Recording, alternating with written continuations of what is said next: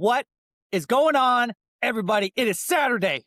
Saturday, that means we talk to unique individuals, friends of the ecosystem. We got Unstoppable Wallet with us today. Forgive the background. That's the trash truck. What am I supposed to do about that? They're just doing their job. Hope everyone's having a great weekend. This has been a really interesting week. Let's get this introduction out of the way. So you guys, for all who don't know, THORChain is the world's leading Bitcoin DEX. You can swap 13 different blockchains across 41 different pools without using bridges or wrap tokens. Check it out at swap.thorchain.org, swap.thorchain.org.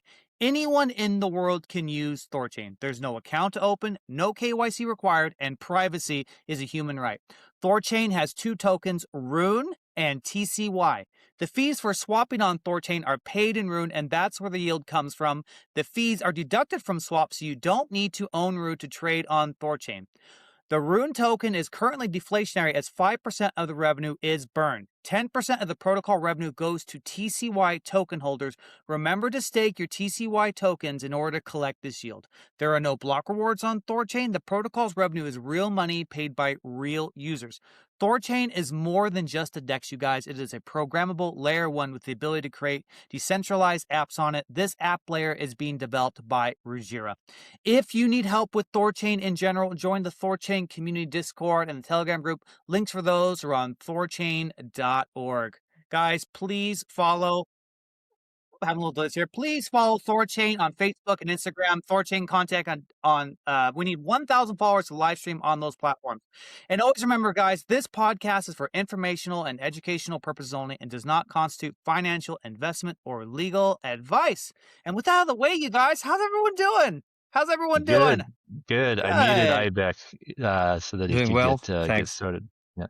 The very seductive pouring sound you were making over there, brother, getting me really excited for morning coffee. You know what I mean? Really slow. Great. I was wondering, I'm like, does this guy go to the bathroom as he's logging into to the video? Well, Kenton, I'll go ahead and kick it to you if you've got any marketing update for us, and then we'll get this party right on the road here. Yeah, not much. I guess some of you might have saw I posted a screenshot of that scam website, the swap.throchain.org. I got that. Looks like I got it shut down. And it's thanks to IBEC. When IBEC and I were going over STO, I think you actually just typed it in around IBEC, or somehow it came up on your screen, and you're like, "What's going on?" Yeah, I wasn't aware about it at all. You know, I just tried to access the real website, and I ended up there. Only when I tried to connect the wallet, I saw, okay, something is not right here. You know? Wow. Yeah. So we so IBEC, we helped me. We figured out the registrar, and then they have like an abuse email. So I emailed them. They replied actually right away with a list of, like, I don't say demands, but like, we need to know this, this, and that, right? And so I basically just copied and pasted that in the Claude. Hey, I need help. Give me all this stuff. And Claude walked me through it. And then Claude is also like, well, you should reach out to these other places, to like Cloudflare and whatnot. And I had to look up the Whois record for the registrar, which also told me the web host and this and that. And then Claude's like, oh, you should contact the web host, and this is their contact info. So I just went down the rabbit hole and found out Google has a form for like Chrome where you can submit like a phishing website. There's some chain abuse website for like malicious, like crypto websites. So I think there's about 5 different places I could submit that this site is a scam. And so I did it all.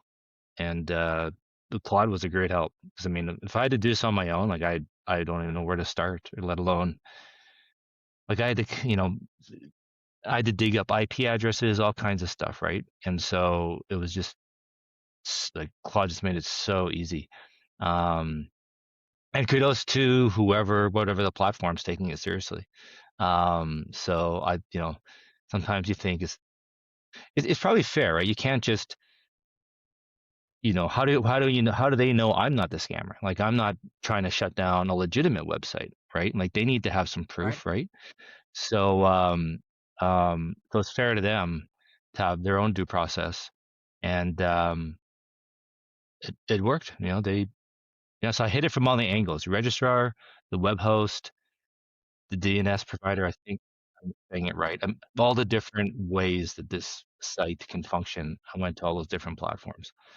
So yeah, yeah. So if guys in the community, if you ever see any sites like this, please let me know. At minimum, let the community know to be aware of it, so we can help try and prevent people. But then also to let me know, then I can go through the channels and try and get it shut down. And it's as simple as using the @THORChain.org email address, right? Like if it comes from some random email, they don't probably take it less seriously. So if we can use a THORChain.org email, then they start taking it seriously. So yeah, that was that. I don't think, I don't really got anything else to talk to you guys about. We can talk about STO. I say let's do that at the later half of this podcast. I want to give IBIC some time to talk about Unstoppable Wallet, all the great things they're doing there. So just if you guys don't know, IBIC is with Unstoppable Wallet, and him and his team are the guys behind the swap.thorchain.org site. And been working with them since August now to get that site going. And so IBIC and I meet once a week to go over things. We chat throughout the week as well. So him and his team are behind the swap interface. But before we maybe talk about that, I want to give IBIC a chance to promote Unstoppable Wallet. Tell us all about the great things happening there and what's going on there. So maybe let you pick it up from there. IBIC, I don't know if there's anything you want to fill in, any color you want to add about yourself or Unstoppable. Feel free. Yeah, thanks for having me. It's a pleasure. I think it's been like 6 months maybe since we talked last. So a lot has happened since then, both on the STO domain as well as on the Unstoppable side.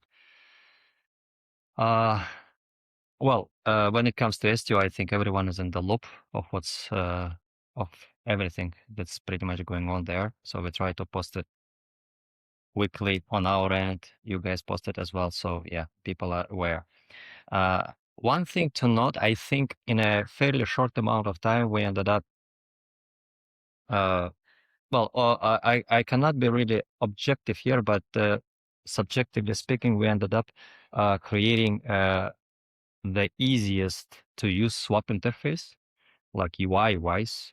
There is not a lot of noise there, and yet it has everything that's necessary really like for an advanced user. That's one. Secondly, it's not really that can be compared to anything else because it comes with the zero fees. All right. Yeah, so all of that I think makes it really superior when it comes to cross-chain swaps, when it comes to decentralization and permissionless swaps. So I think we are doing fairly well in that regard. And the volumes show as well. So that's regarding the STO. Kenton is a pleasure to work with. The fact that I have to work with you, Kenton, is actually a major point where I like working in that on that task, because you are a demanding person, and for a good engineer, having a demanding person to work with is always pushes you to do a good work. Yeah, not just like what we call to create a shit code, but to actually do a good work. Yeah, and I like doing that. So that is the when it comes to I appreciate it as well, and like you guys do a great job. Like it's so easy to say, oh, we'll make something cool or make it easy to use, and it's like, well, how do you actually do it, right? And like, you guys will come up with stuff and do something, and I'll be like, well, maybe we should do it this way, do it that way, and but I think, but you agree, right? It's self-evident. You're like, you know what? Yeah, you're right. We should do it like that, right? And then vice versa. I come to you guys with stuff, and that's why I like working with you too, because you're like, Kenton, no, that doesn't make sense. it's not going to work. Yeah, So and it's good. that's what I like as well. It's back and forth, and I do realize that ultimately it's someone has to make a final call, but I would like to pass you as much feedback as I can when I feel that that feedback is relevant. So Yeah, it's good. well, everything I think is good on the STO side. So you have great plans for it, and we're happy to execute it. When it comes to Unstoppable, we evolved quite a lot. So our focus over the last 6 months was on Monero and Zcash. I mean, we have been always like trying to differentiate ourselves as a privacy-focused wallet with a focus on best practices, so on engineering best practices. So we are not the fast building wallet, especially like on a mobile site. It takes like, well, if you are used to like let's say building with React, a web, let's say technology, it's used on mobile as well. But we work with iOS and Android, which is a Swift and Kotlin, and they are like fairly slower, like harder to build on. So we are rather slower builders, but we always try to get things done in a way that we would not have to return to them for years to come. Well, it's not always possible to do that, but that's our approach. So that's the same approach we took for privacy. But it just happened that there were a few gaps in our product, and one of that was that Monero was missing, and second, there were no decentralized swaps for the Monero specifically, and hopefully the THORChain is going to close that in the near future, and for Zcash. So over the last 6 months, what we were trying to do is mainly close those gaps to make sure that we are number one wallet for, well, we try to do. We are currently not the number one wallet in the Monero ecosystem, but we believe we are somewhere in the top 3. And the reason is that we don't know how many users each wallet has, right? But based on the people like you interact with, we get the impression that we are somewhere like either on the second or third spot. We believe to be like on the second spot. So Monero users are very important for us because they are uncompromised, and in a sense that you may not always get like an actionable feedback from them. But in general, if you can serve that user base, it means that you can go like deep enough when it comes to decentralization or other like requests for privacy. So last 6 months we spent a lot of time on adopting everything Monero has into the wallet. We did that. So now like Monero is really fully supported. Same for Zcash. Zcash actually been in, well, I don't say we are like the first Zcash wallet, multi-coin wallet that supported Zcash, but I'm pretty sure we are, you know. I just don't know for sure right now because like there were many wallets throughout the years. Right now we are not the main one. There are like Zcash focused ones, which seem to have like backing from the influencers on, at least that's what we see on Twitter. But when it comes to the actual tech, I don't think that there is any wallet out there when it comes to Monero or Zcash or even Bitcoin, really, that has gone deeper technically as well as UX and UI wise than we did. We are not good at marketing, but we are definitely good at building stuff. And we just started monetizing product maybe like 1.5 years ago, maybe a year ago. So, and the good thing is, we are self-sustainable. So we are not really dependent on anyone. So just like on our motivation. So, and so Monero and Zcash covered, we keep improving. And the main focus last 3 months and that we are focused on right now as well. And that's actually working on the THORChain pushed us in that domain, other swaps. So THORChain delivers the web-based swaps, But for the wallet, we needed like to build within the wallet the swaps as well. So it includes THORChain, but at the same time includes pretty much anything that has decent amount of coverage for the token. So like THORChain covers the main essentials, I would say, the main assets, but at the same time, right now it kind of lacks a number of assets which you can't be aware about, and hopefully we can get them all there at some point. So that's one. Secondly, when people swap with the THORChain, well, we recommend everyone to swap with the THORChain, but the fact is sometimes they can't because the asset is not there, and they have to use, well, like the case for Monero now, and then they have to use some other swap source. And the reality was that none of the swap providers, well, swap interfaces, let me say, like wallets, right now they're like closed boxes. Some of them are open source, but even if the wallet is open source and you integrate some kind of library for the swap, you don't really know you can see what's in that library, but you don't know what's going on on the server side of that service that powers that library, right?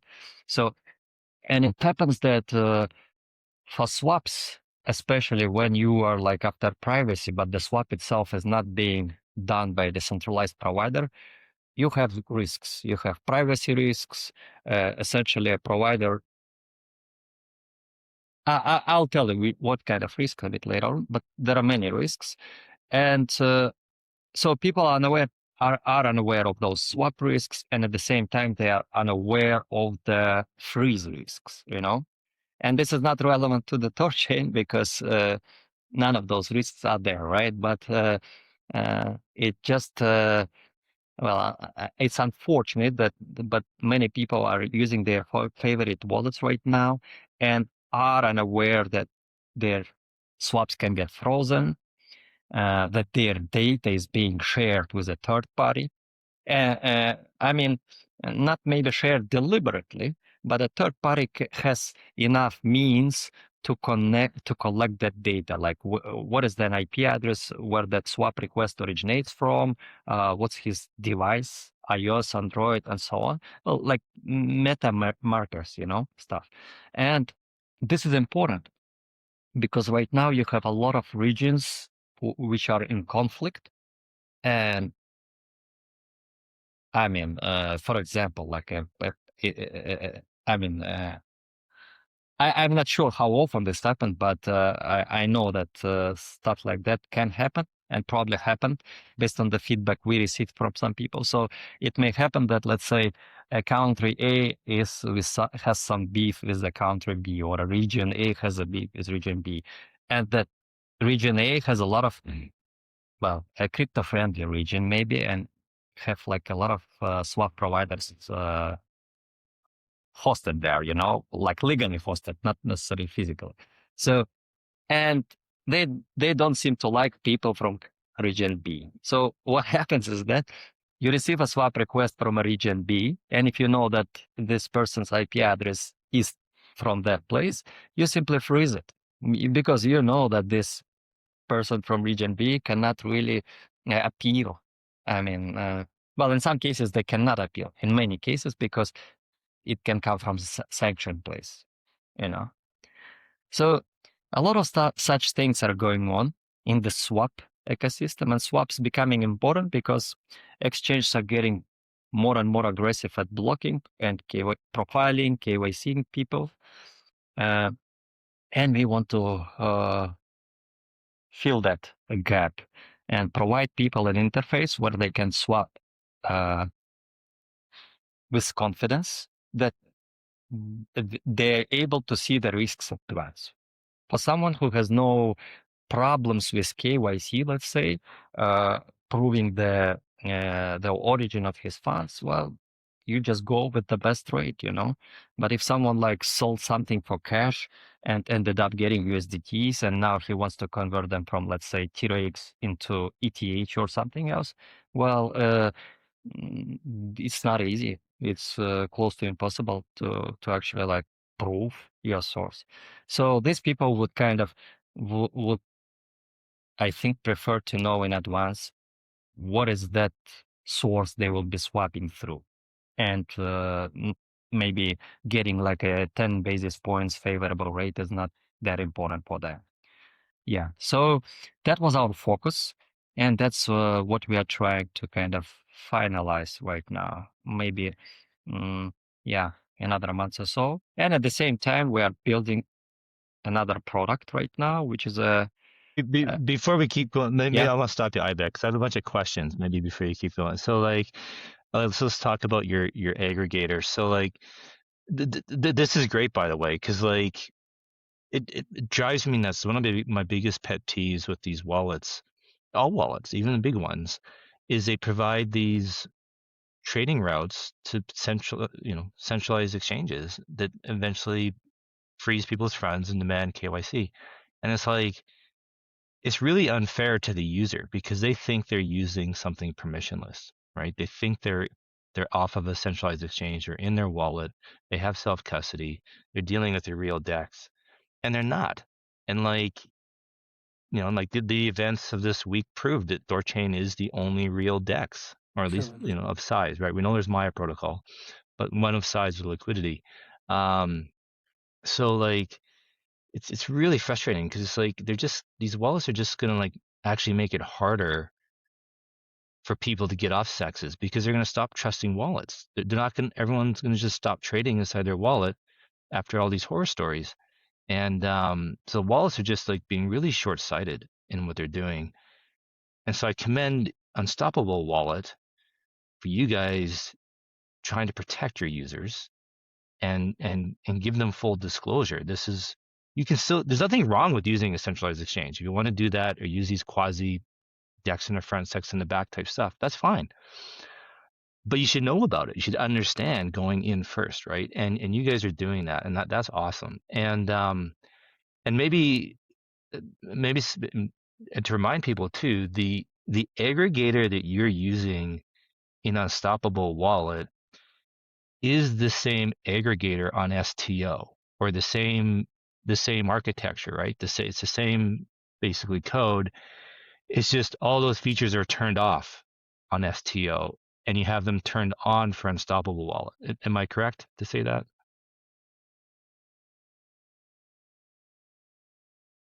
Can you hear me? Yeah, I Yeah, I can can hear you hear just you. fine, Yeah, buddy. okay. Yeah. Someone someone felt like Mike is super successful, so I was trying to figure that out. Yeah, it is. So the moment you guys to turn it on, it will be there. So, but it's your code in it. So Yeah. So just to remind people, just remind people in general. So part of the reason for STO kind of having a slow start in those first few months is Ibeck and his team were building out the aggregator, and they had that was like kind of like the base. They had to get that done so everything can be built on top of it. We got the aggregator going. We were routing trades through Near, and we were gonna do chain flip, but prioritize THORChain first. Instead of looking for the best price, it was all trades through THORChain. What THORChain can't do, we go somewhere else. Well, THORChain, then Maya, then wherever else. And there's pushback to not do that. Basically trying to play nice in the sandbox with their other aggregators that have THORChain, and not to try and steal their business, which is fine, it's fair. Actually, I'm okay with that. I'm happy with that. The goal of the aggregator was never to go around and try and undercut our existing partners' business. It was to try and get new business. That we want to get new wallets, new integrations, and just being intellectually honest, we understand THORChain doesn't offer all the routes, and some wallets want all the routes. So it's kind of like if 50% of something is better than 100% of nothing. Like if we can at least go into these new integrations, still prioritize THORChain, and then whatever leftover go to other places, we still win. We come out ahead. And this exists in meat space. This is how like a lot of businesses, a lot of distribution businesses work, where a supplier distributor, a producer who owns their own distribution will distribute their competitors' products alongside their own because they want to control the distribution channels. And so, so that's the way I was viewing it. So it's a big debate inside the THORChain community. Should we have the full functionality of our aggregator? Blah, blah, blah. For now, it's been decided to keep it off. Unstoppable has continued to build it out and develop it for themselves, for their wallet. But IBIC has always told me is, hey, if you guys want to use this on STO or whatever, for your own THORChain API, we can. So for now, we're not. But just to let you guys know, it is whatever you see on Unstoppable Wallet on their aggregator is technically what we could do as well on THORChain. So we'll see how it goes. Yeah, I don't have. I think it's going well now. If we keep this momentum up with adding new chains to THORChain, we have less and less need to provide alternative routes. So it was always a means to the end, a means to an end anyway, right? To just have something to offer until THORChain supports these routes. So in a year's time, we may not need a full aggregator anyway. THORChain might have enough tokens. It's good enough to offer by itself to these wallets. So I just want to fill people in on the background there and how everything works. Point. And I think that, to be honest, the only reason we actually started with the aggregator, continued with the aggregator after you guys decided to turn it off, because we needed Monero. And Zcash kind of was solved by the Maya, but Monero was missing. So, and we had to kind of get it going. But if THORChain covers all of that, there becomes really no need to use an aggregator, really. There are some edge cases, like let's say when you want to swap a big amount of stables, like let's say USDT on TRX network to USDT on ERC, and you don't want to pay, let's say, the slippage or fees, and maybe use some kind of bridge which comes with the zero fees. But these are edge cases, and I think they are not really common. Well, I bet that's something Chad's been talking about, dropping the setting the fees individually per pool, so that the stablecoin pools, for example, we could drop them to 1 basis point or even 0 type thing to be competitive with the rest of the market, rest of the sector. Yeah. So that's what I want to try and keep it up a little bit. Pitch THORChain quickly is that this was, for me, is exciting talking to Chad. Especially the last couple months, we've been chatting more, and his mind is firing off cylinders. Well, we can do this, we can do that, and let's compete. We want to get back to being, one of the top dog dexes and start competing again to become the biggest. So yeah, it's good. It's exciting. I'm looking forward to all these changes Chad's going to do. Well, maybe Denny, did you have any questions? Did you want to jump in? No, I think this has been a really interesting conversation. Keep going. I know you two have a good working relationship, so if I think of something, I'll butt in. But go ahead.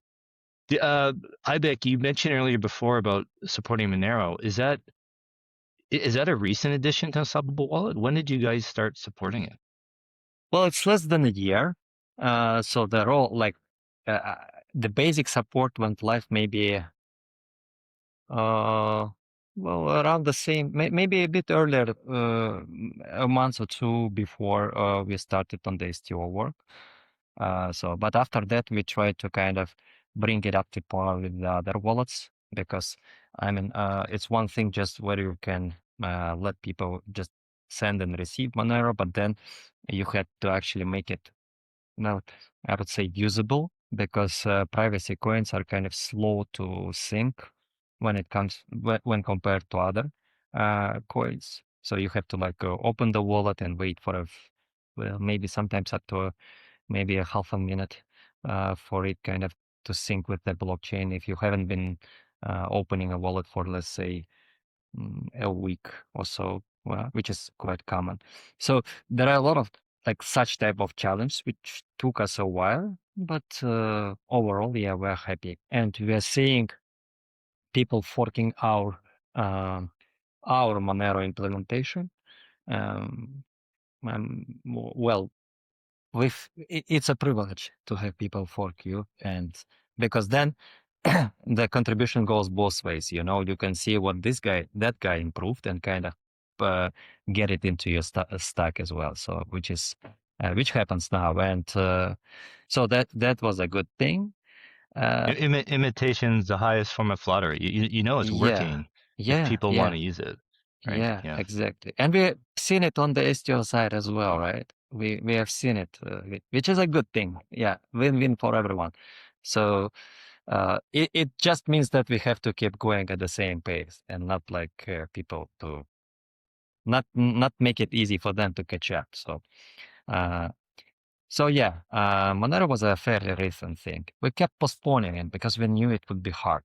So that's really the main reason. And we kind of were first a bit discouraged that why would we add Monero when there are like 3 wallets which are already there? So we would come and be just another wallet. But when so a year ago or so, we kind of thought that okay, I mean, the realization came that Bitcoin will never become private, right? There were and there was a hope all those years that they'll go one way or another towards like improving some privacy. But yeah, I don't think it will ever happen now. So, and that's why we kind of prioritize that. So first integration, then swap, and both are kind of done right now. Swap is work in progress still. And now we are improving the swap engine. We have a plan to dethrone the swap kit, and I'm pretty sure we will get there, just a matter of time. But I can't say exactly what we are going to do because some of those I don't want to give them tips. But right now we are in full speed mode towards getting there. So, and after we do that, we will work on. I mean, the focus still remains privacy, and that. I mean, yeah, that's the main focus right now. Cool. So if you only had Monero for say about a year now, and you're already one of the top privacy wallets, I mean that's pretty good growth. Or is there only, when you say top 2 or 3, are there only 2 or 3 privacy wallets? There may be, yeah. There are not that many. I mean, really, there are not that many. I mean, let's say there is Cake, there is us, there is Edge, there is. I mean, I'll tell you the wallets I like. So there is Monero 1, which is a fork of Unstoppable. And these are the ones I would trust.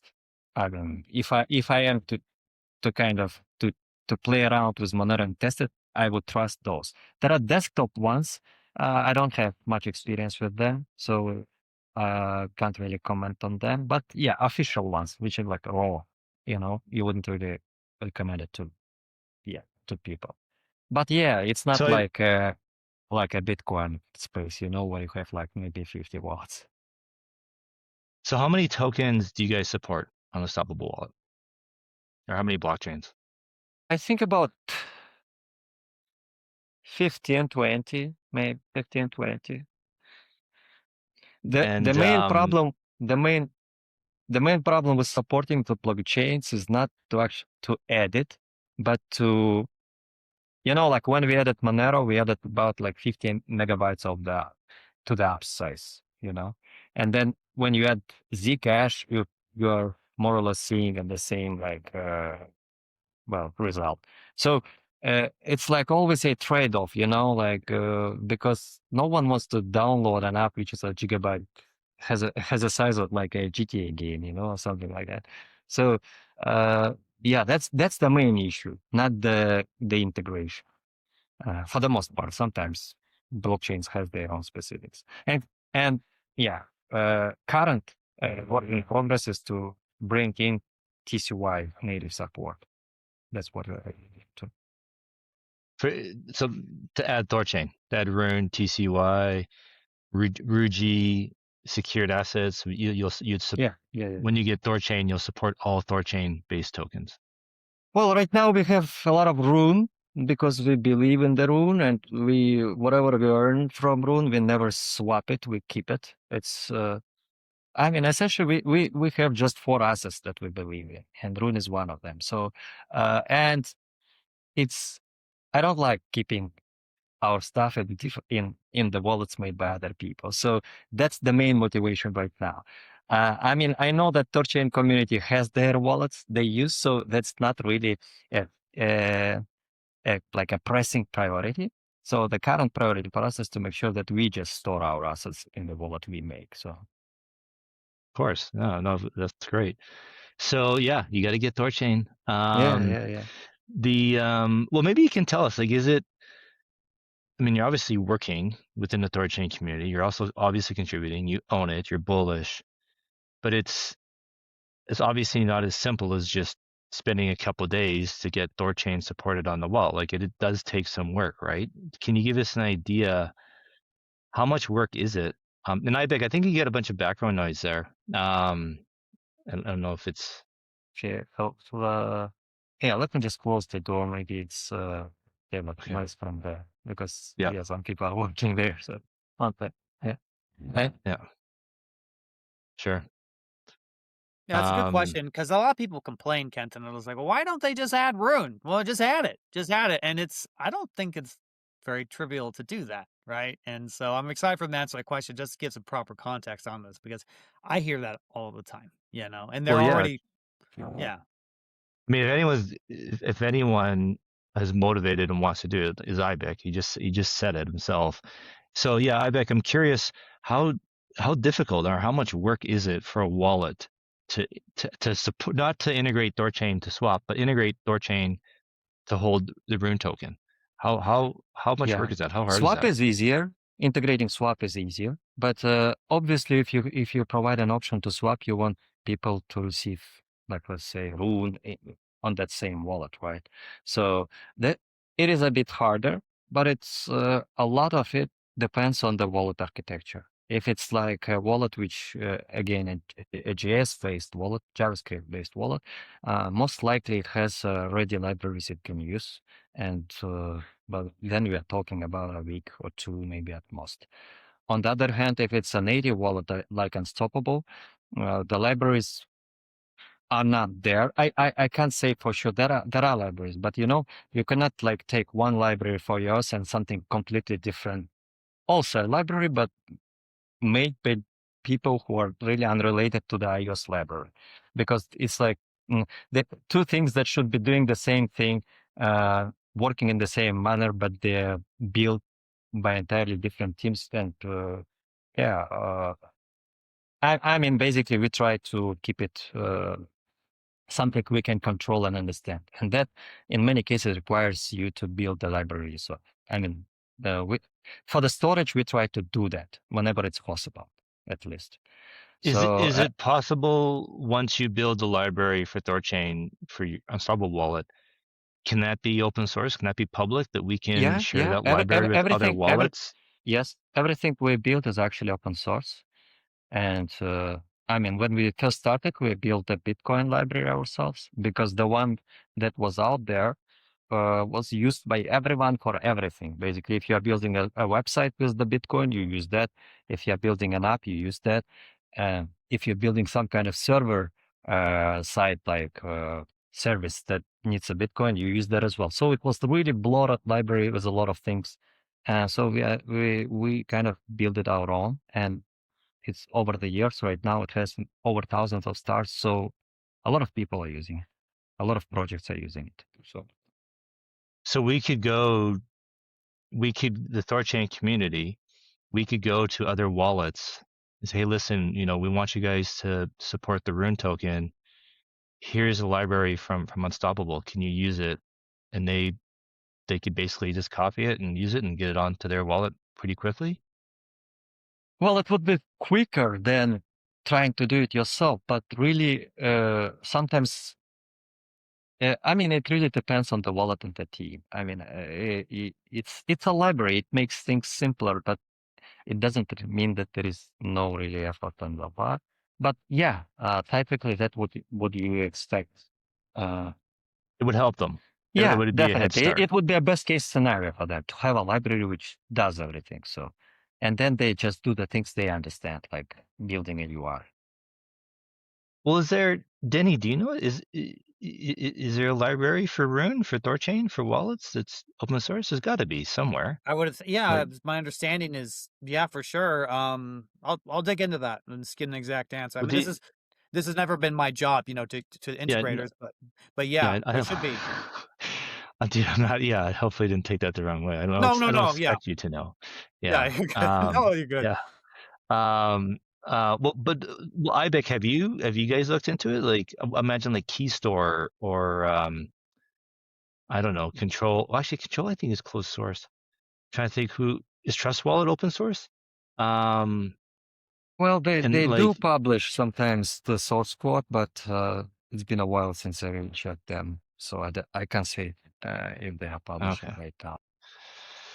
But I mean, you guys are kind of you're kind of the type to build it from scratch anyway, because you want to do it right, do it your way, do it properly. Is that the idea? Yeah, yeah. In many cases, not always, really, but it's you make a decision on a case by case. Like for example, if you see that the project has a decent developer community and that they're like keep maintaining one specific library, so you have a decent amount of confidence in it. On the other hand, if like there is not much of development going on within the project, just like a couple of libraries that not a lot of people are looking into, well, it's kind of hard to trust those. You take a lot of risks as a result. So Well, when it comes to I'm glad you brought this up. yeah, Oh, I'm sorry, Beck. I didn't mean to interrupt you. I'm glad you brought this up, Kenton, because as Chad said on Thursday, is that he's really interested in making these integration as simple as possible. So if there is something missing on our library side, I think this would just be, very helpful. Now, maybe some teams will vote to just build it themselves, but the best thing we could do is at least get something as top notch as possible that we can just give to someone so they can get right to work, right? So, yeah. Go ahead, Beck. I cut you off. I think when it comes to THORChain, it's covered pretty well, at least on the web stack. You have a lot of wallets supporting. Maybe I mean, what we can do if you are keen on that, maybe we can release a library for mobile integrations, so that it's easier for the wallets which are like built on top of, well, for example, I'll give you an example. Right now, let's say take a Monero only wallet, like Monero One, for example. So they're built on Android, right? And if they are to add a library, they would prefer an Android native one.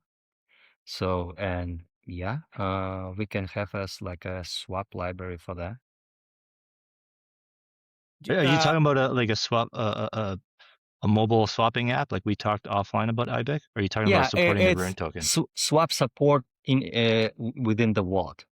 So that's what I'm doing.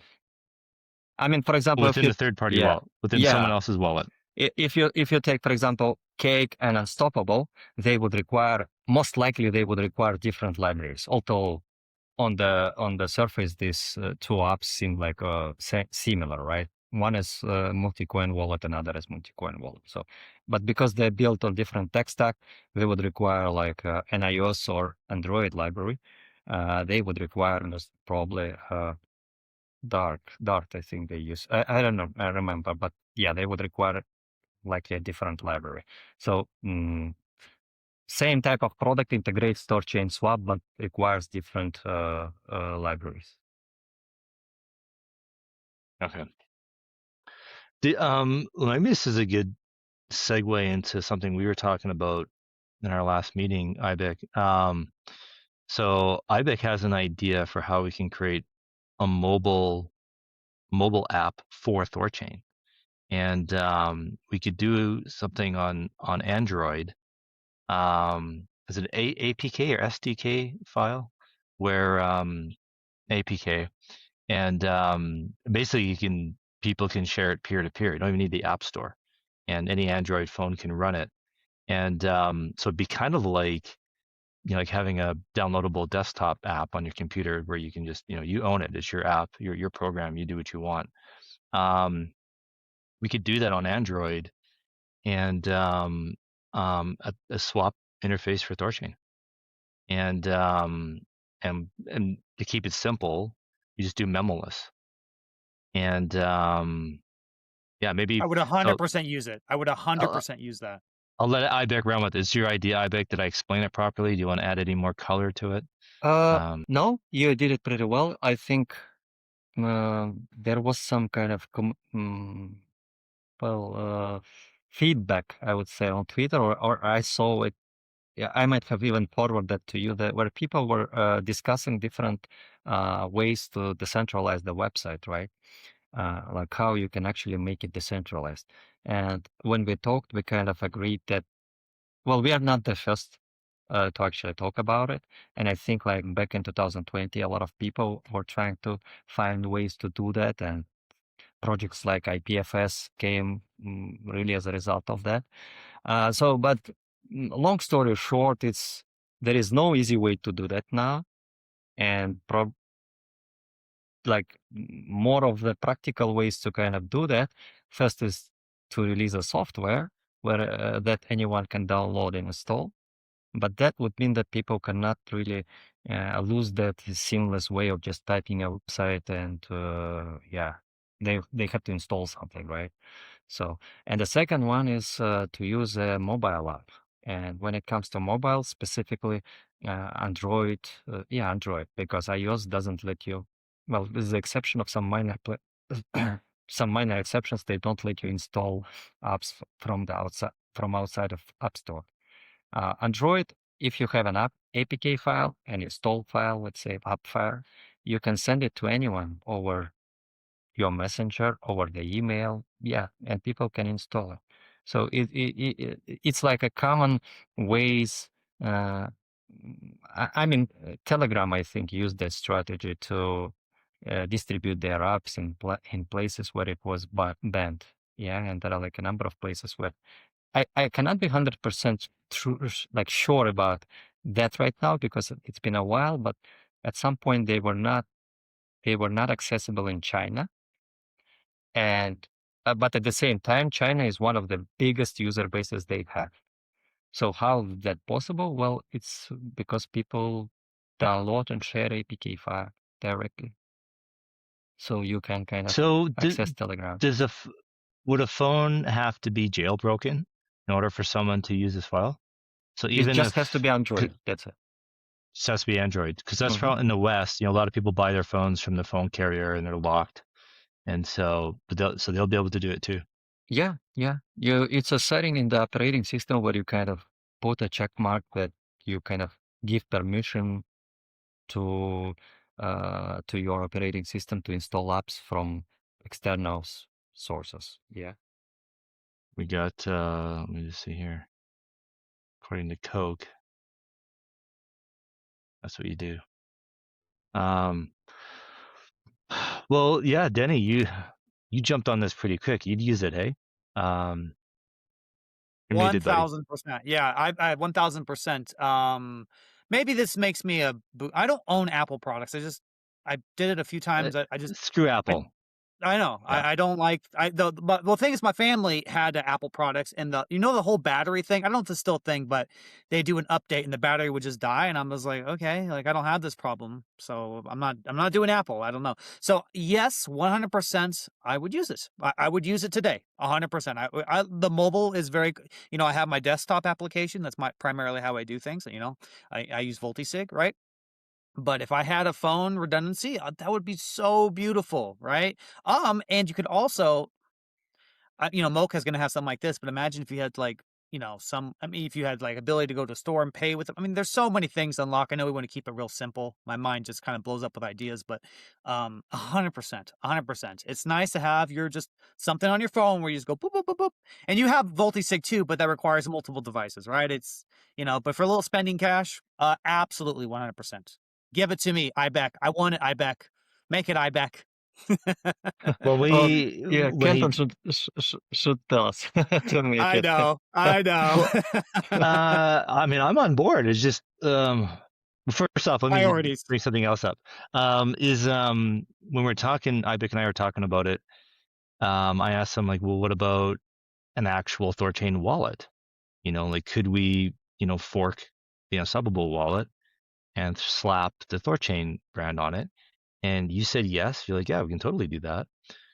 But if we do that, then now we have a wallet we have to maintain and update. And, so anytime a new chain is added to THORChain, we get to add that chain to the wallet. And so it's just another product, another thing we have to manage and maintain. And even though, I'm pretty excited for, developments on THORChain lately, feels like there's a new fresh energy in the ecosystem, and everyone's kind of moving forward and working hard. We're still limited on resources, right? People and money. So like, I think THORChain building its own wallet right now is maybe a bit too big of a mouthful. Um, and to be honest, with memoless, well, memoless would be way easier. It'd be a much cleaner, lighter app, way easier to roll out. So we get out faster, be done, much less maintenance to keep it going. But it also would really, you know, nobody wants a new wallet. How many wallets do we all have, right? We're all getting oversaturated with all these different wallets we have. This would empower people to not have to download a new wallet, get a new seed phrase, all that stuff, right? They can use their existing wallets. And so we kind of force them to use memoless and get used to it and understand it. And then hopefully it's an easier sell that people are like, hey, this THORChain app, you don't need a new wallet. You just do this QR code thing and keep your existing wallet. It's super slick. Maybe that's how it helps it scale. So it could be win-win, that it's easy, quick to do, easy to maintain, and maybe it actually gets adopted better, quicker. Well, Ibek, so if we did that, can you, and I forget if you told me, how long do you think it would actually take to build an app like this, to get it out, to get it live? Well, Yeah. if you're thinking just the memoless, well, it's fast because we have pretty much everything there already. It's just a matter of forking and removing parts which are not necessarily. Well, maybe a week or two probably, just like a week to do it and a week to test it. On the other hand, if you're like introducing the idea of the actual wallet, well, then it becomes significantly harder. And I would agree with you. I wouldn't do it unless you have a really strong demand to do it from a community, because, well, then it's more work than STO for sure, because you have two platforms. And also, with STO, you have things like you have a bug, you fix it instantly, right? If it's an app, you have a bug, you need to tell everyone to re-download the app, to kind of to update. So it has its own issues. So, Yeah. but Yeah. yeah. So it's not about, I would say, time or cost. It's really about whether you want it, whether it's necessary. And if it's necessary, then yeah, definitely do it. But if it's not necessary, well, better to focus on the making STO perfect and getting more assets, basically. I think it is necessary. I think it's just a question of where do we put it in the priority list? How do we prioritize it? Because like you said, decentralizing the front end, the interface, right? Yeah. And I'm, guys, like I'm an unbanked bleeding heart, and like that for me, like what gets me excited about crypto is supporting those 6 billion people around the world who share cell phone credits as money. You know what I mean? Like, and these people don't necessarily have computers, but they have cell phones, they have smartphones. And so, if this is a way for them to interact with THORChain, like we got to do it. And then on top of it helps us decentralize the front end, right? So at minimum, if the website gets shut down for whatever reason, at least we got the mobile app going, right? And even if somebody downloads it, no one uses it, it's just part of the brand, right? It's just another way to stay in front of people, remind people we exist, we're there.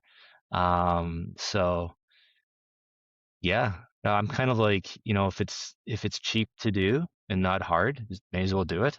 And like, if nobody ends up using it, well, a couple weeks of work, wasn't that, it's not that big of a risk, or it's not that big of a waste. So, and I agree with you about, unless there's huge demand for a wallet, I think that's a huge undertaking. Yeah. Like there's reasons entire teams work just on a wallet, because it's a lot of work, right? So yeah, I don't think it's necessary at this stage. And that's because that's kind of been the promise of THORChain, is that you don't need a new wallet. You can use your existing wallet. The only really need would be is if wallets aren't supporting the actual Rune token or TCY, but more of them are, and it's coming out. And if we can use your new library file, if we can use that to help wallets support Rune, less need for us to develop our own wallet. So and that helps with decentralization. We have other wallets supporting us. So yeah, well, I mean, if somebody's listening, people listening, like, you guys got to do this now. I'm like, I want to iron out some bugs on STO. This is, Ibik and I have been going over here the last week or two now, where these guys are squashing out bugs. I'd rather get a lot of these bugs ironed out, and I still feel like we need a few more features done on the site. I don't know. We'll see. Every couple of weeks, Ibik and I review the priority list, see how it's going, what we're hearing from the community, any updates, changes being done to THORChain, and that shapes. We always readjust the priority. We're always kind of tweaking it. So so we'll see. But I think we got to make this happen. This mobile wallet for Memless. I think we got to. It's going. I should say. I think it's going to happen. It's gonna be a matter of when now. When we actually. So I got a question though. What do you call it? We're gonna call this mobile wallet. Yeah, I was already thinking about that. So like, because we have Freedom STO. wallet. Well, I think we just call it THORChain. Like, Yeah, on the App Store. Yeah. But Thor wallet, THORChain. I don't know. Maybe just I'm not THORChain. thinking about. No, just THORChain. Right? You just go to the App Store, you download THORChain. But I was thinking about the Thor name. We'll have to have a Thor name for it, right? So I was thinking MSTO, mobile swap THORChain.org, but that's a mouthful. We could do MTC, like mobile THORChain. MTC, and that has a bit of a ring to it. I'm thinking M something, mobile something. But I guess the community can maybe come up with it. Maybe we can crowdsource what Thor name we should use. But I think on the app, for the app itself, it's just called THORChain. Like, this is. Yeah, it would be THORChain. less confusing for sure. I mean, yeah. Makes sense for me. We have a lot of products with Thor inside it right now, so it's a bit confusing. Even for me, although I've been around for a while. So Coke mentioned here. Let me see. Put this on screen, you guys. What's going on? Coke says mobile THORChain wallet. Well, this isn't a wallet, right? This is an interface. This is a swap interface to do memoless. So it's not a wallet. So I think we just call it THORChain. I don't think we shouldn't have any wallet reference in it at all. So if anything, maybe THORChain memoless. But again, the memoless, nobody knows what that means. They don't know what it's that is. meaningless. Yeah. No, it's just THORChain. Yeah, THORChain. Yeah. THORChain. I mean, that's what Yeah. someone would enter when they search for an app, right? Inside the Play Market. So. Exactly. Yeah. So then we could get it. It would get on the App Store, like that. Play Market. Oh, well, no. Wait. Well, yeah, it would be there as well, right? So it's just in addition to that, you would have APK. Yeah, but it would. Okay. Yeah, because Play Market also like hosts that same APK, right? You just including it in addition to the Play Market in case Play Market tells you, well, like, look, a real example right now, we had a lot of issues with the swap over the years, swap feature. And sometimes they tell you, okay, since you're like working as a money exchange service, and they don't get the idea of the swap being like, well, not just the swap, not the fact, things like decentralized and so on, they don't really get, right? So the reviewer playing just rejects your app and tells you, okay, send me the license that you have permission to operate in all the on all the regions where you want plan to distribute that app. So you try to I have an idea. explain over and over and over. Guys, I got to step away for a minute. Sorry, you keep talking without me. No problem. It's okay. I have an idea, Ibec. So I think, well, here's the thing with this wallet is because one thing we were talking about is we're going to go to conferences, right? We have STO. You guys have built it out. It's running great, right? Wave of Magic. It's running great now, but you know what I mean? Like it's all the bugs are gone. I think it'd be really cool if we had like this APK, Android, interface that we could also share on like THORChain, like when we go to conferences, right? Like that's the thing is like with the Bitcoin conference coming up, we're not going to have a table booth thing because we do have something we can promote, but we want to make sure it's production ready. We want to make sure it's ready for consumers to take it and run with it.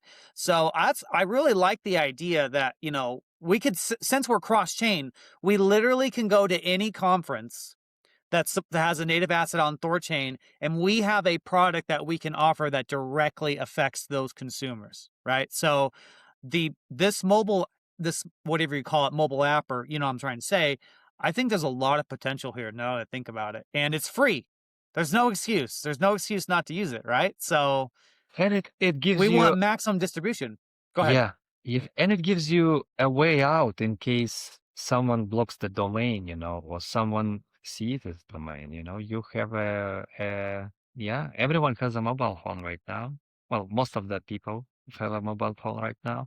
So it takes a one tweet, maybe a few tweets, just to reach everyone who is familiar with the THORChain and tell them, okay, guys, you're not able to use the website, no problem. Use the mobile APK, right? So Right. Kenton, I don't know if you heard that conversation. You heard. Okay, cool. Perfect. Yes. So that's what gets me really excited because we just want maximum distribution of THORChain, right? To be the freedom tech, to get in as many hands as possible. And during those conferences, that's when you get people from all over the frickin' world that come to a place. And if we want to get to the people that, your bleeding heart, Kenton, the unbanked, which my heart bleeds for them as well, that's a great entryway. I mean, if they take a program with them back to their home country, boom. You know what I mean? Like that's solid. Absolutely solid. Well, and like I even know boomers who just use their phone. I have a client. He on Kraken. I'm trying to get him to move some Bitcoin, and I'm on the computer on Kraken, and he's on his phone trying to do it. I'm like, dude, what are you doing on your phone? He's like, well, He's like, I never go to Kraken on the computer. I'll just use it on my phone. And this is a boomer. And so like I guess I'm more of a boomer. I'm used to using my computer.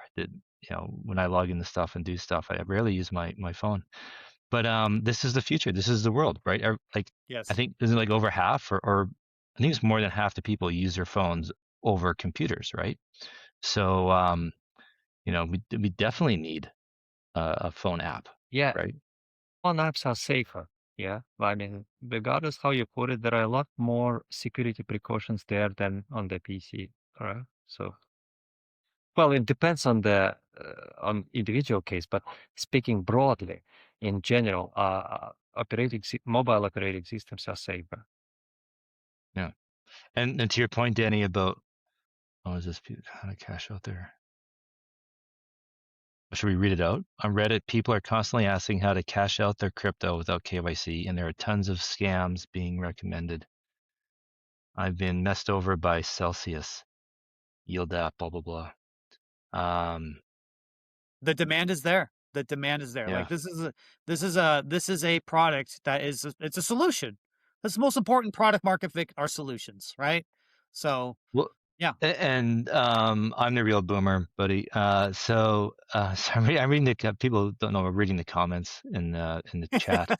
Um, but Denny, to your point about the conference and showing people, like that's something cool too. Like if you can have, like with Memoless, and just for people, Memoless is to be able to place a trade without connecting your wallet to a website. You just send your crypto to an address and the trade gets executed.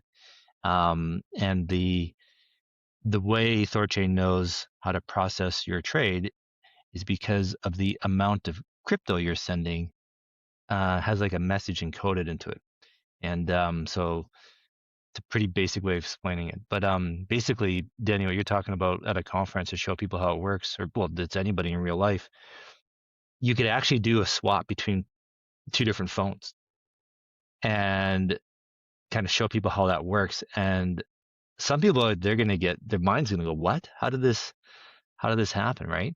So like, if you could do that and show people how that works, um, that's going to, that'll be intriguing. Like I actually, now that I think about it, I would do that. I'd go to these crypto meetups I go to, especially the Bitcoin one. A lot of backsies are there. I'll show them how it's done. And some of them I'm converting to THORChads, not like directly. It's just indirectly because I never promote THORChain and talk about it, but they'll ask me, and then I'll go into it. And and I don't promote it because they're maxis, right? There's just no point. You're talking to a brick wall. Unless they ask you, then fine. Um, but if I can show them how to do this, like Bitcoin to Tether or something like that, XMR. XMR, whatever. Like I know some of these people would be like, "Whoa, this is neat. This is cool. This is something." So, Boys, um, check it out. We're at conferences. Maybe we just have some subsidized phones. They're not even our phones. We walk around with two devices. We hand one to there. This is how it's done. We can use real assets, whatever. It's all, we just swap back and forth and say, look, this is how it's done. And we just put it in their hands. We make them use it, and then they experience, and they're going to want it. They're going to want it. Right?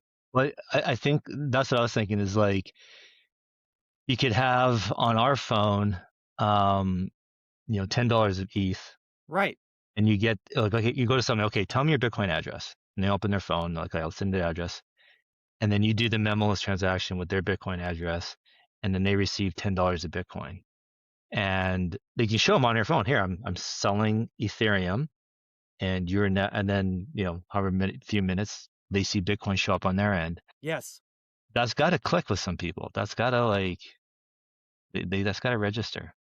So that would be super powerful. And you're giving them something, right? I mean, because, it's a subsidy, whatever. And say, hey, boom, come here. You want something? Here it is. You know what I mean? Look at this done. Like, holy crap. So yeah. I brought this up in one of the other spaces about marketing and sales and promotion. This is a gimmick. A sales gimmick is when if you give someone a free pen, if you give someone a free newsletter, a free book, a free whatever, a free dinner, subconsciously that person feels indebted to you, and they want to clear the debt. They want to cancel it. They want to do something, give back to you to settle that debt. Well, the sales marketing trick that giving back is becoming a customer. Buy my product, right? And so if our conference is doing this and we're giving people $10, $25, whatever the number is, that's like us buying a new customer. And I've had Rake help me go through some numbers. I keep meaning one of these days, guys, I'm going to get a report out to you, kind of like a game plan for marketing. And part of it is how to value each user on THORChain. And depending how you look at it, the average user on THORChain is worth about $50 to $100, depending on kind of how you look at it. So what that means is if we can get a new user for $25 or $40, like say at this conference, we give them $25 and now they become a user of THORChain, that's worth it because they're going to end up spending $50 to $100 and commissions on THORChain over the next year or 2 or 5 or whatever. So there's a method to that madness, right? It's not just blindly just giving money away and this is a charity and we're just like we can like we can, and this is real engineering in marketing. This is how it works. And when people figure out these, we can, if I can figure out this system, how much are we paying to get people and how much are they spending on THORChain, and we have a positive delta, like we're off to the races. We're winning. And particularly at conferences, because these are not average people that go to conferences. These are, a lot of whales. Are outweighted in the heavy sense, so that would be the perfect opportunity to do that too. It would even be skewed more in our favor. And so if you look at STO, specifically STO, it's bid for whales, right? The average trade size is 100 grand. And those, if you look at those users in STO, a whale user to us is worth like $250. And this is just in the last 6 months, right? So like if you're dealing with a genuine whale, give them $100, right? And it'd be worth it. They come and start trading, millions of dollars like on THORChain. We get that money back. And so you're absolutely right, Danny. Absolutely right. And yeah, there's no better way to do it. Just show somebody. I've always believed this is kind of THORChain's problem. We just got to show people how to do it. Like, yes. Most people see how easy it is, and they'll be like, okay, well, yeah. I'm telling you, man, like when you go to these small conferences, and I'm going to get back to you in a second, Ibex. Sorry, it's just been me to go back and forth. No but problem. when you go to these small conferences, they're much more intimate. Like when I went to a Litecoin conference, it's so much smaller that the approachability to people is so much easier because you're the only ones there. So it's like, hey, how's it going? You know what I mean? When you're at a Bitcoin conference, it's just like, it's just insane. There's so many people. And so I just imagined, you maybe building this, Ibex. And then that's where we just really nail it. We go to the conference like Litecoin, Doge, Bitcoin Cash, whatever it is, and we offer them the asset that they like. And then, right, because that's the beauty of THORChain. There are so many customer bases. We can give them. This is perfect marketability. There's so many different blockchains, and more are coming. I mean, Monero, everything, right? So it just I just thought of something, Denny. Part of the pitch can be, listen, if you download this THORChain app on your phone, yeah. I'll send you $25. Boom. And you can, right? And then you can do the trade. Just trying to think, because we want them to have it on their phone, right? Yes. I know they don't need to download the app in order to receive the $25, but it's just a way to like trick them right into doing it. All right, sorry, yeah, but go ahead, Ibeck. Yeah. Well, we're over here theory crafting, buddy. I like your ideas about promoting it like in the niche conferences. Yeah, I think. What at least been kind of clear to me, because we have an overlapping audience, right? Other than the THORChain, our wallet is like has a Monero audience. Monero is like the second most popular item among our users, right? So the first one is being Bitcoin. So we are like a wallet for Bitcoiners. Well, I'm not sure what maxis are using. It's really hard to kind of get them to talk to them and get them to switch to something. So, but what I've seen, well, there are few people who know about THORChain. I mean, we know about it because we are in that niche, in that community, right? We work with swaps. But, for example, like we've been writing about THORChain in Monero, like targeting our Monero users like for a while, and those posts were not really getting engagement, not because they were like pitching a wrong idea, but because I think people were not really getting it. People were not, especially the Monero people who were like delisted from everywhere, and you could only get Monero through a centralized provider, right? So when you told them about like that there is a DEX coming in, they're not getting it. They're not getting even the concept of a DEX, and that's not because they are not able to get it, but they surely are. It's because they haven't seen one working before. Like if you have tried on the THORChain, you had this wow moment that on your first trades, right? You okay, I can like send Bitcoin and receive Ethereum, and there is no one to talk to. That's kind of cool when you feel that. But at some point, you're getting used to that, and take it like as normal. But people who haven't experienced that, they don't get it. So I think we need to keep like reminding people, look, there is a THORChain. I think the problem is the mic. We're getting the mic off your computer, not your headset. I don't think your earbuds are working for your Check mic. the setting. But I'll keep while he figures that out. I just had another idea, Kenton.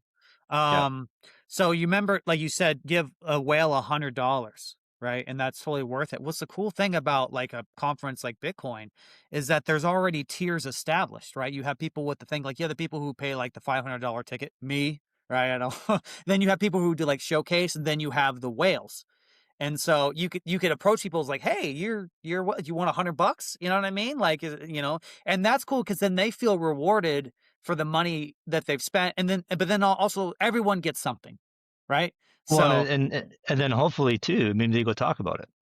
These guys just gave me $100, yeah, right? Like it's not a free pen, it's $100. So like then they go tell people about it, right? So, and I'm not saying you had to do it. We do this for 1,000 people, right? Maybe right, you of do it for course, 5, right? 10 yeah, or something like that. But well, maybe one day it is 1,000 people, right? This is the whole point of having a marketing budget and a fund to do it, right? Is this is how it works. So but that this would be my job, is just to constantly refine those numbers, see how it's working, what's working. But that is exactly what we got to do. What is one user worth the THORChain, and then be willing to spend up to that amount to get new users. And this is how like the big businesses in the world scale.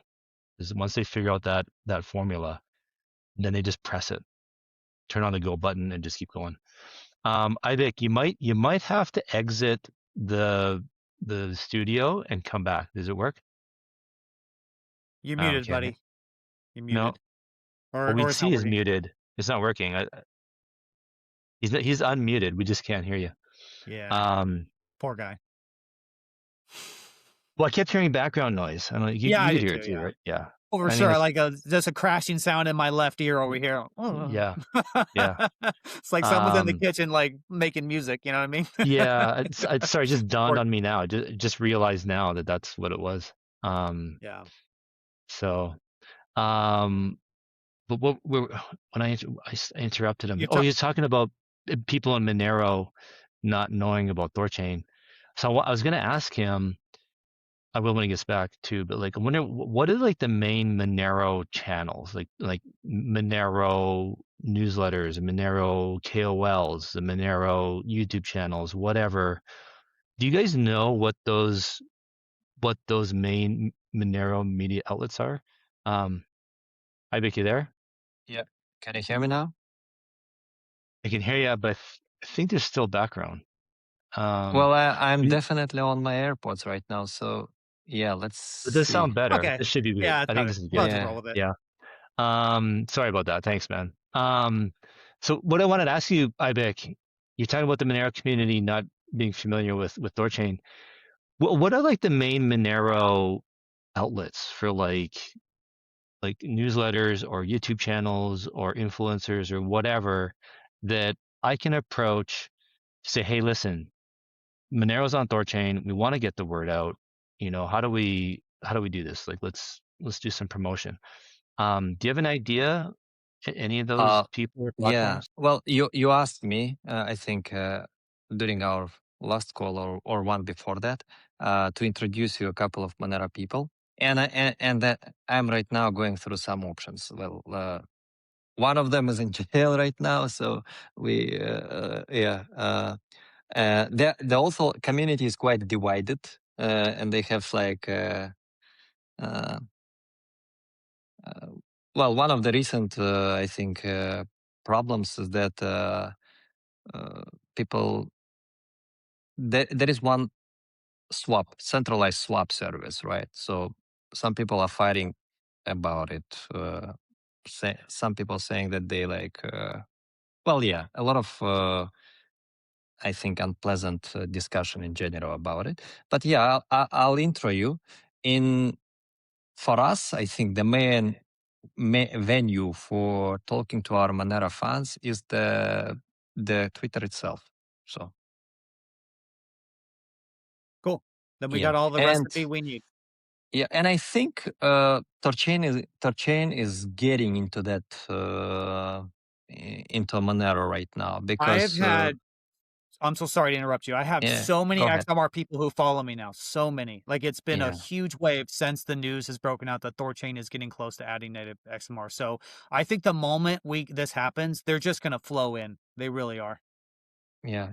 I mean, just like see the amount of engagement. Let's say some of the JP's posts about the XMR integration get, and I think it's because THORChain community like picks it up.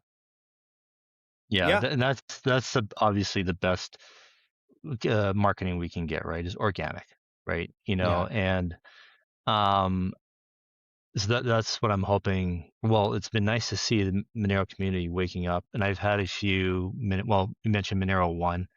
There's another couple wallets interfaces that are like, yeah, they got an API key from me. They're gonna support have THORChain swaps from Monero supported like day one when we go live. They're ready. They're gone. They're engaged. So that's been exciting. So hopefully it's a really good indicator for like the Monero community in general. That like you said, Ibik, they may not be familiar with THORChain and the DEX, but they're definitely capable of understanding it. Like it'll click. It should click with yeah, them right away. Go ahead, And Denny. we've already done that, Kenton, because with the recent events, right? What did THORChain demonstrate yet again? That we are neutral and permissionless infrastructure. We are decentralized, and that really resonates with the XMR people. A node operator I was talking with, he says, that's your in right there. Like when you demonstrate that same ethos, because this whole when you have illicit funds, that's the litmus test. We saw, I don't want to say any names, like I bet kind of sort of hinted at it, of certain what was thought of decentralized XMR swap providers suddenly deciding not just to cancel everything, to pause everything, and they call themselves decentralized permissionless. That's not at all the ethos of XMR, but THORChain has the ethos of XMR. And I know some of them are grumpy. It's taken us a while to add XMR, but once you explain the facts, I'm like, hey guys, like this is really hard. Like we didn't have memoless back in the day. Your memo field's really tiny, the obfuscation layer. But now that we got all this stuff, we are full blown LFG. Let's go. And that's been a really positive and effective messaging. And I only expect it to grow for sure. Yeah, yeah. So I'm wondering how to leverage it, right? How to amplify it. So if anyone else is saying, anyone else has ideas, let me know. I'm all ears. But I feel like that's going to be our best. Like that's the best way we can market and promote. Is that something that people are already excited about and already talking about? Then we amplify it, right?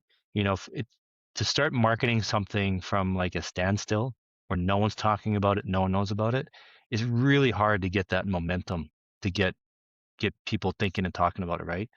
Um, I maybe I was just really thinking, yeah, I'm sorry, well, I go was ahead. gonna say, I really appreciate all the ignorant haters out there who have thankfully amplified the hell out of THORChain over the last few days by posting incorrect information, allowing a lot of the people from the community to correct them on what THORChain is and how it works.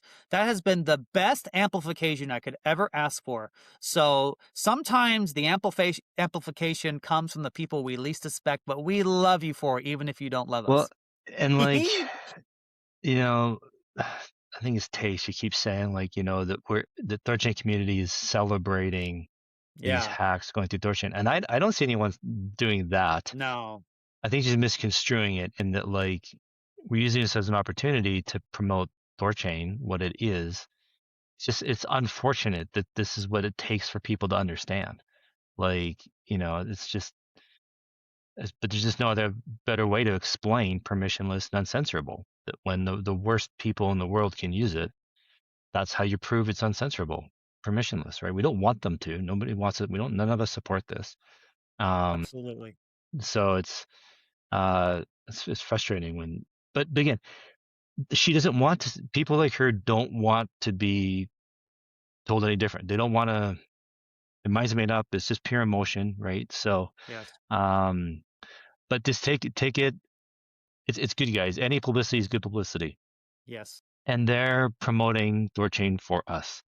And the perverse part is they're actually telling new thieves how to use THORChain. It's like if they really didn't want anyone to do it, they'd keep their mouth shut and stop amplifying it and stop giving THORChain a platform.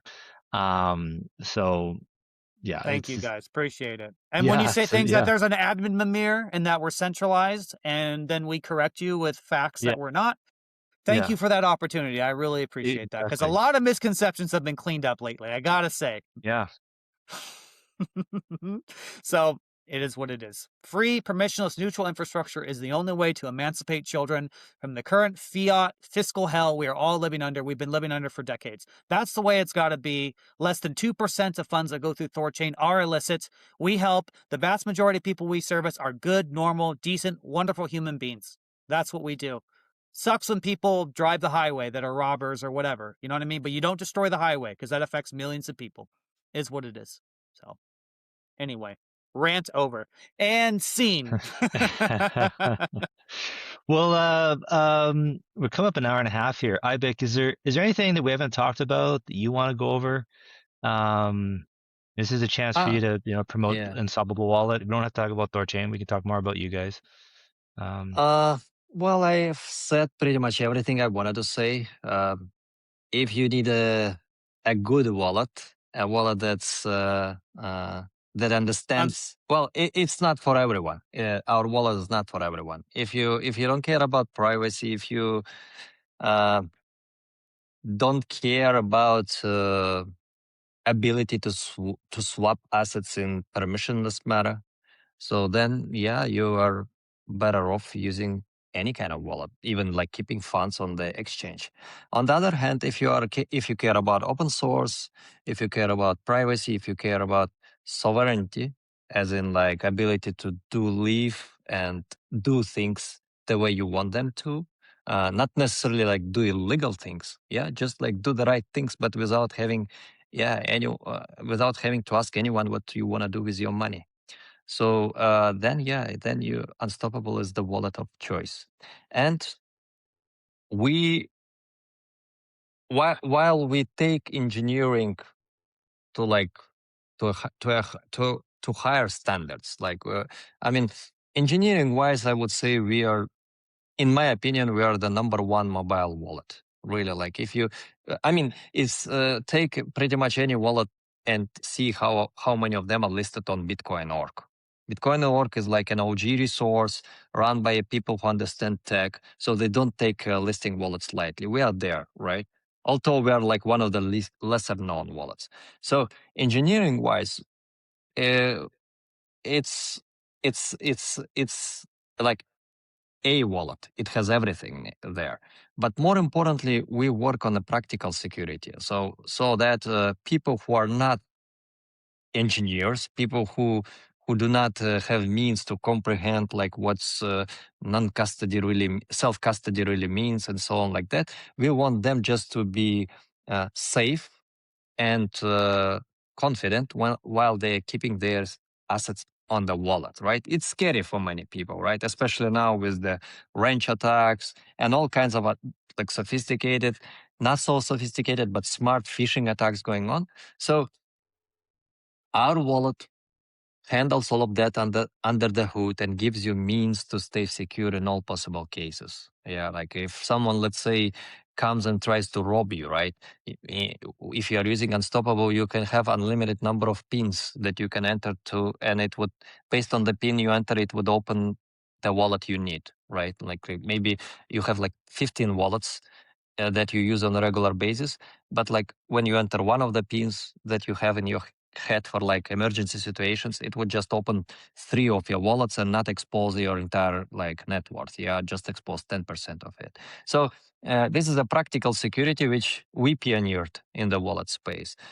And not, I mean, while other wallets will give you a thing like you enter a PIN and it will open a decoy wallet. Well, a decoy wallet is useless if you try to send a transaction, right? It will fail, right? So that's one. Secondly, for example, phishing attacks. They are not very sophisticated, but it kind of puzzles me while wallets are not trying to kind of protect users from them. So the way we do, we block those, and even if somehow person ends up copying a phishing address from somewhere and tries to send funds there to that address, thinking that it's his wallet deposit address on the exchange or somewhere else, right? So we would still kind of prevent him from doing that. Well, not really give him no means to send it. I mean, if he really wants to send to a wrong address, he'll still be able to, but we will tell him like several times, like, look, this is not the address you are thinking you are sending to. Yeah, it looks like the one you want to send to probably, but this is an address auto-generated by a scammer, basically. So things like that, or a lot of people get their crypto frozen because they, like, let's say, interacted with a scam DeFi app. So our wallet protects that under the hood. Well, the point I'm trying to make, we go far beyond what many wallets consider technical security. We focus on the practical security, where we try to understand the real cases, how people in crypto are being targeted. And there is like range attacks, phishing attacks, and we try to fix them. Just like we are, what I have said at the beginning of the call, just like we did for swaps. So many wallets provide swaps right now, but none of them will tell you the risk score. None of them will tell you, look, you have like 10% probability that this provider will block your funds. So we pioneered that part as well. So in many ways, people who are serious about being sovereign and have to carry funds on them while moving from one place to another, Unstoppable is the best companion you can get right now. I love it. There is a question for you in the audience. I'm just going to put it up on the screen. Can you connect Trezor to Unstoppable Wallet? Yeah, no, not yet. Yeah, it's one of the things on the pipeline. Yeah. Okay, very good. What about Ledger then?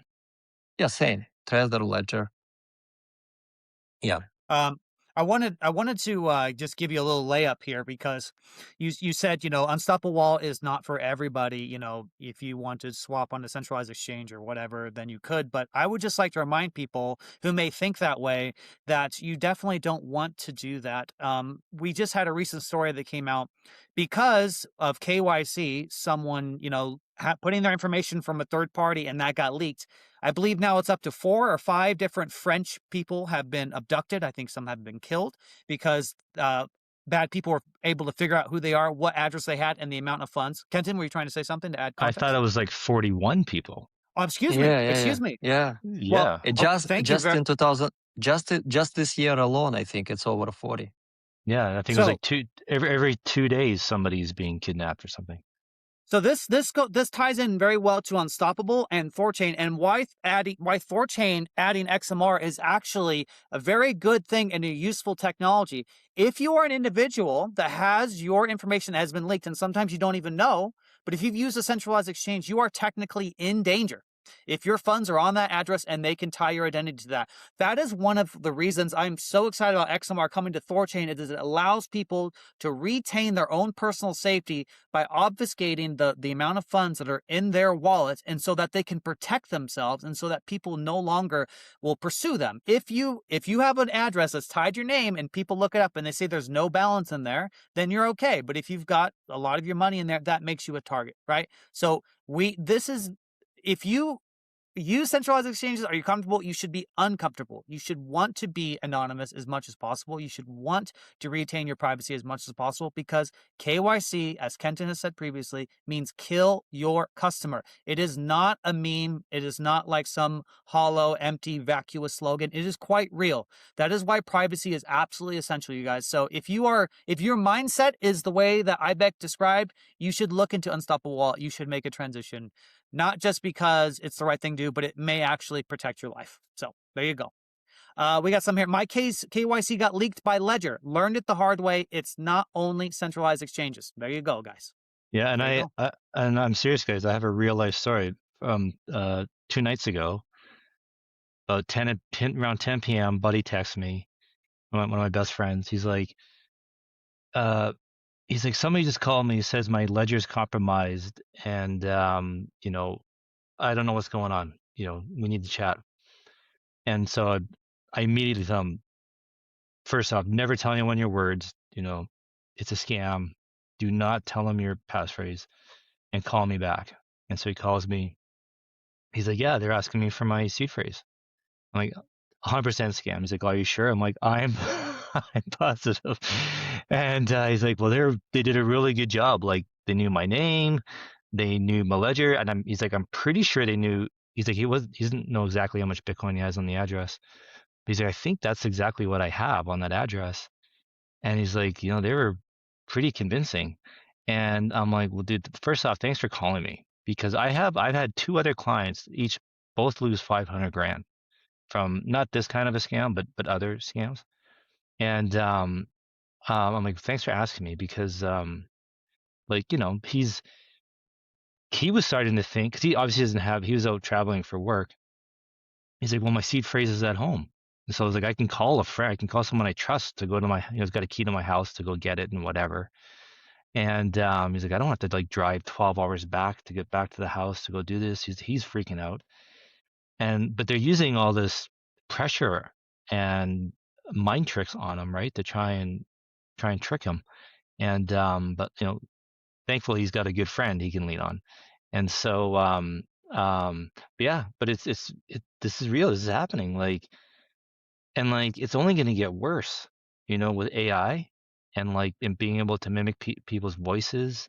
And so I told my friend, I'm like no matter what, even if it's me asking for it, never share your seed phrase, because now that my voice is public, how do they, someone can get my voice put in the AI and call my friends like, hey, it's Kenton, we need to do something about your Bitcoin, right? Well, I know Kenton, I trust him, I'm going to listen to him, right? So and this would be targeting, my friend is younger, well, he's a bit of a boomer, but you think about real boomers, they're screwed. They can't, they're already screwed. Retirees have always been a target throughout history, right? Yes. But now, it's not gonna just be retirees, it'll be young people too who are gonna get tricked into this stuff. And so it all comes back to KYC.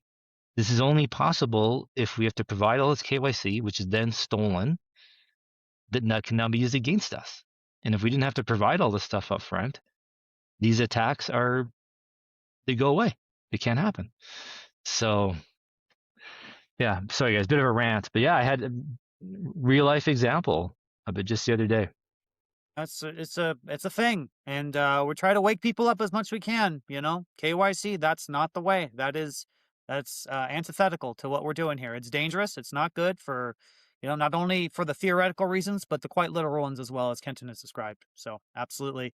Ibeck, I want to give it to you, sir. Is there anything else you want to talk about? Any context you want to add? Nothing. Thank you for having me. We covered everything, I think. Well, thank you very much for coming with us to talk with us, and thank you very much for your hard work on the STO interface.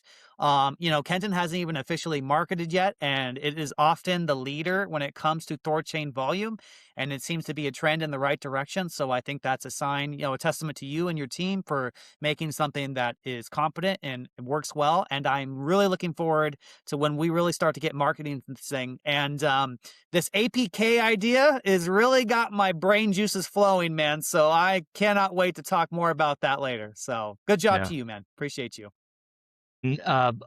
Sorry. Go ahead. Well, I was going to wrap it up. Go ahead again. Oh If you have no, something else. thanks. Yeah, thanks again, IBEC, and just stay on the call, please, when we're done, because the recording has to upload.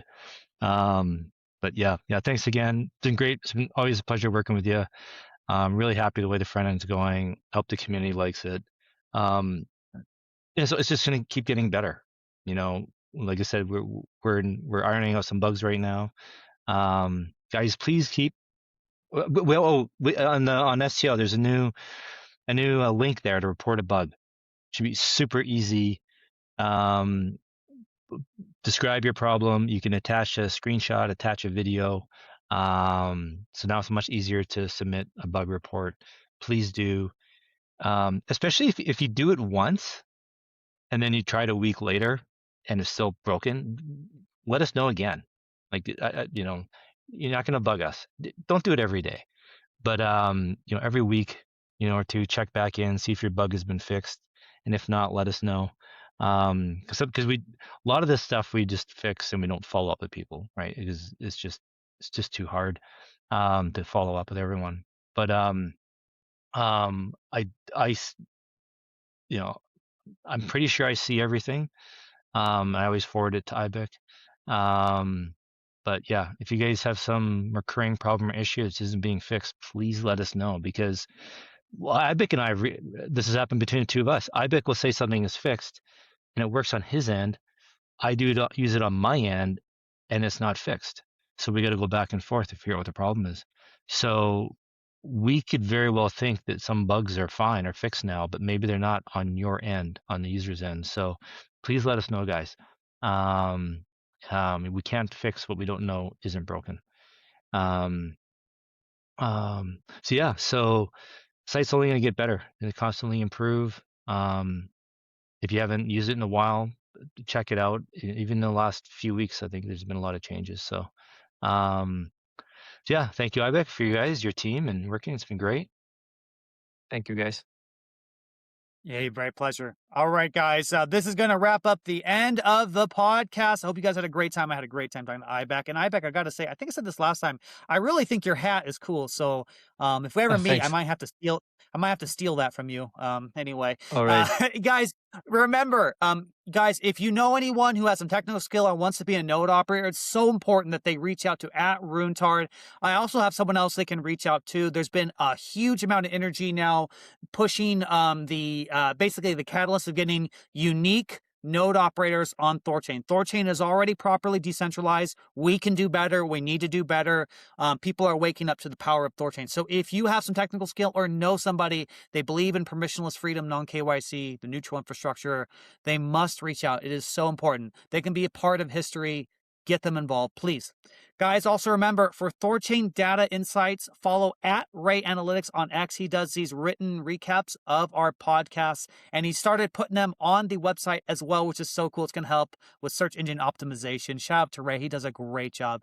And always remember, you guys, the views expressed are solely of those of the hosts and guests. Any action taken based on this information is at your own risk. Past performance is never indicative of future results. Next Saturday, we're going to be doing Bior Labs again, the Bior Vault, excuse me. I can't wait to talk to them. The following Saturday, we're going to have Joel from Dash. Shout out to Joel. He's really been out there fighting for us. We love that guy. So look forward to those guys. Other than that, I hope everyone has a great rest of your weekends. BTC Las Vegas is here. We're going to be doing that very soon. So if you are going, guys, I look forward to meeting you all. With that being said, take care, everyone. Bye-bye.